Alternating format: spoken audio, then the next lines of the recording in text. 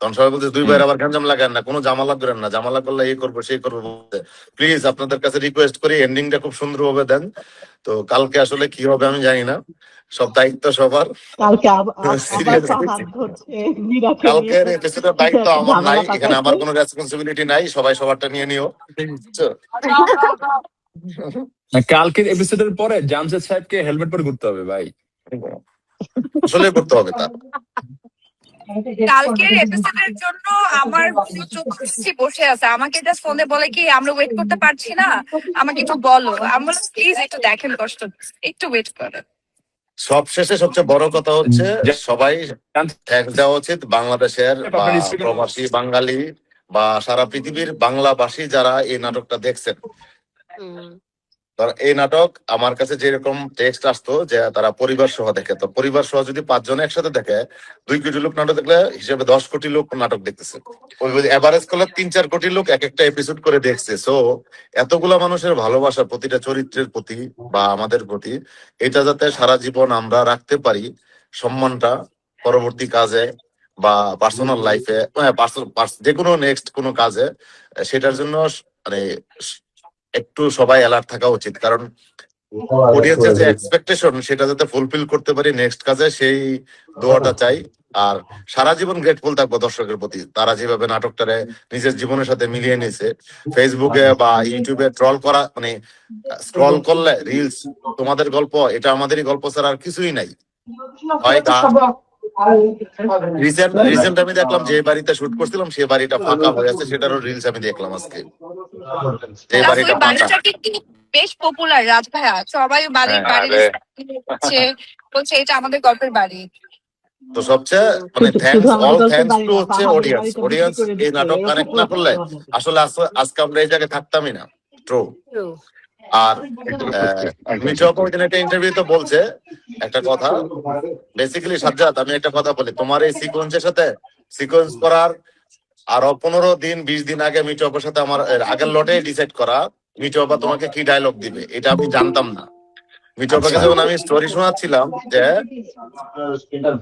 স্টোরিটা শোনাচ্ছিলাম, মিঠু আপা আমার মা আব্বা যেদিন মারা গেছিল, মিঠু আপা হচ্ছে আমি ফ্যামিলি ক্রাইসিসের লাস্ট শুটিং ছিল, লাস্ট ডে, ওইখান থেকে আমি একটা ফোন আসছিল আমার আব্বার। তারপরে শোনার পরে আমি জানিও না আব্বা বেঁচে আছে কিনা মারা গেছে। আমি সাথে আমার তখন গাড়ি সেল করে দিছিলাম, নতুন একটা গাড়ি কেনার জন্য। তো মাইক্রো নিয়ে ইউনিটের আমি রওনা দিছিলাম। আমি নামার পরেই দেখলাম যে মিঠু আপা আমার এই টিমের 80% সবাই গেছে শুটিং দেখতে, মানে শুটিং বলা সরি আমার আব্বার আমাদের গ্রামের বাড়িতে। তখন আম্মা কি কি করছে মিঠু আপা আমার শোনাইলো যে এগুলো আমি ডায়লগ ঠিক করছি, তোমার আম্মা যা বলছে আমার মনে নাই। তো মিঠু আপা ওই ডায়লগ গুলা মনে রাখছিল।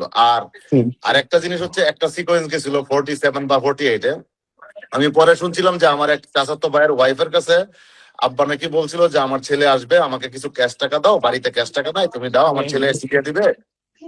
আব্বা তো ঢাকায় থাকতো তখন, যে বাড়িতে গেছিল, আর বলছিল মোবাইলের ফ্লেক্স ডিলিট করো। আর তখন উইন্টার ছিল, অনেকগুলা কম্বল কিনো, অনেক আত্মীয় স্বজন আসবে। ওই সিনটা যখন আমি শুট করছিলাম, এটা মিঠু আবার যখন শেয়ার করছিলাম, তখনই মিঠু আবার ডিসাইড করছে যে ওইটা তোমার আম্মার ডায়লগটা আমি দিব, যে আমার সাথী চলে গেছে আমাকে রেখে।